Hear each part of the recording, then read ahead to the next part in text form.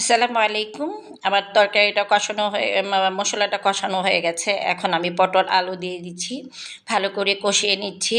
সুন্দর করে নাড়া দিয়ে নিচ্ছি মশলাটা যাতে তরকারির সাথে মিক্সড হয়। তো ভালো করে মিক্সড হয়ে গেছে।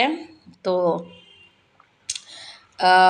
পটলটা একেবারে দেখাই যাচ্ছে না, আলু শুধু দেখা যাচ্ছে। একদম সুন্দর করে কষানো হয়ে গেছে। এখন আমি কিছুটা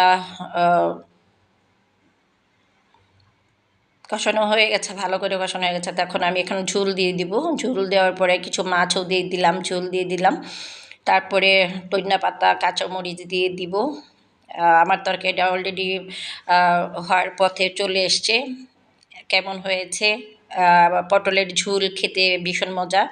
তো আমার তরকারিটা কেমন লেগেছে আপনারা যদি ভালো হয় তাহলে কমেন্টস করবেন। আপনারা ভালো থাকেন, সুস্থ থাকেন, সুস্থ